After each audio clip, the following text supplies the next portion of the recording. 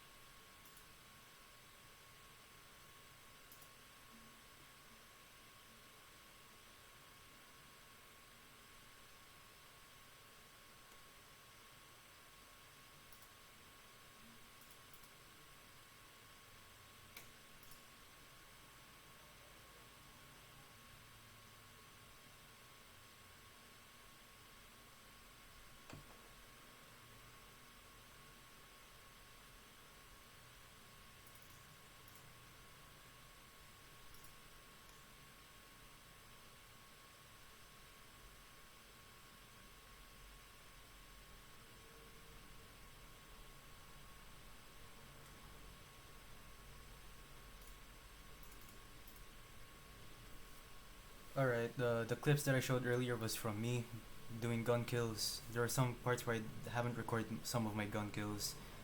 Sometimes my recorder isn't working. Here in the clips, you have seen that I use guns, and I use it a lot because I don't trust the issue, because I have trust issues with the new missile system. This is just on me. I suggest that you try the missiles for yourself. Guns itself have a ah, guns itself has a lot of purpose, and today we'll break them down. Let me just drink water.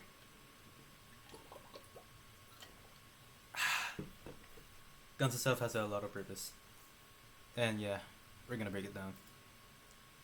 Situation 1. F-35 versus F-35 committing war crimes together like the average American. In this scenario, they are doing a turn fight, and F-35-1 is going to use guns. In this type of scenario, you are very close, and I suggest that you don't use Fox 3 or Fox 2. If you use Fox 3 or Fox 2, it won't track, it will just explode, or it will go over the target. During turn fights, you may use guns as a distraction for the enemy. Like in lesson 1, we use the guns to scare or force them into a turn fight, just in case if you are out of Fox 2s. This time it will be different. You will use a gun itself to splash the hostile. Now, if you ever have radar lock on someone, you'll see a secondary box. See that box? That's right. It's not the leading for guns. Your life has been a whole lie. It's actually the enemy's vector. So what is Vector? He's a character from Minions. I'm just joking. Vector is the heading of the direction and the speed combined together. It shows where the enemy is going and how fast he is. It can also help you get an idea of the enemy's angle, which are for missiles. If the green box is far away from the enemy, it means he is fast, and you are not behind him. In this scenario, you're trying to target the enemy and you see its boxes like this. If ever you are on low graphics quality, do not engage and do not use missiles. Try your best to position on the enemy 6. You may try going into the vertical because it may make the enemy think that you're not engaging when in reality you are. You can also gain more closure away from the enemy, so once you get into the position, just full throttle or use a Fox 3. Once in position, you can see that the vector in the box and the radar lock box Once in position, you can see the vector box and the radar lock box are near each other. Now, this is perfect to use Fox 3, but since you are using guns, let's give us a scenario. If you are near the enemy, then that's when you use guns. The enemy may dodge by going left or right or go vertical, which is sometimes the right move if you know the enemy has a jet with bad pitch rate, so better to aim quickly. If you are slow and the enemy is going away due to them being fast, use a Fox 3.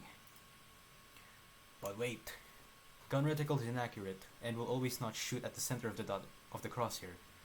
You may think that they'll shoot here, but in reality they're going to shoot here. This is for the F-16 since it's my main. With that out of the way, we can make sure that you know already that you must know. Make sure you already know where the shooting point of the gun is. When to use guns in turn fighting. In close quarter turn fights, it's hard to see the vector properly. In this case, you must rely on your visual sense. If you know the enemy is fast, as in real fast, then try to win the fight using missiles. Do note that Fox 2 has changed, so don't shoot when the enemy is fast and turning. Only shoot when he is slow, but when he is turning but slow.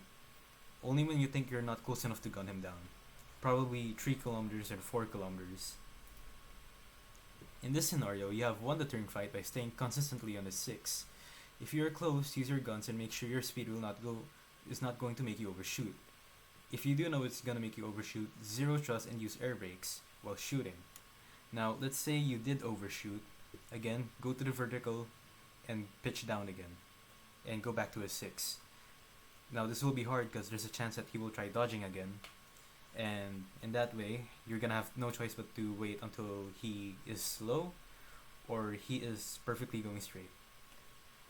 Once you see the kilometer meter gaining numbers, that's when you put your WEP back or your afterburner and start chasing him again and gun him down. Or just shoot a missile. Now, I'm teaching you how to use guns, but that doesn't mean you should use it a lot. Like missiles, it's best to conserve its ammunition since some jets have low ammunition, like the Su-33. Along with this, some jets are not fit for guns. This is from personal experience, by the way. You may use these jets and try it for yourself to see if the gun for them may work great for you. F-22, the Su-33, the FA-18, and the F-14. To me, in my experience, these bad boys don't have that much capability when it comes to guns, but that doesn't mean they're not good at all. Remember, this is just for guns. They have their own price and perks from maneuverability to missiles to actual cockpit designs. Recap before we go. Use guns when the enemy is slow or when you're near him and at a 6. Don't use guns all the time. The green box in front of the enemy is their vector, not the leading for guns. Vector is the speed and heading of the enemy combined. Use the right jet for the guns and missiles. Practice. You won't get good instantly just because you had this head start when it comes to guns. You must apply leading, which is pointing your reticle up near, in front of the enemy due to bullet drop. Now, thanks for listening. My name is Ryder, call sign Piper, dipping out.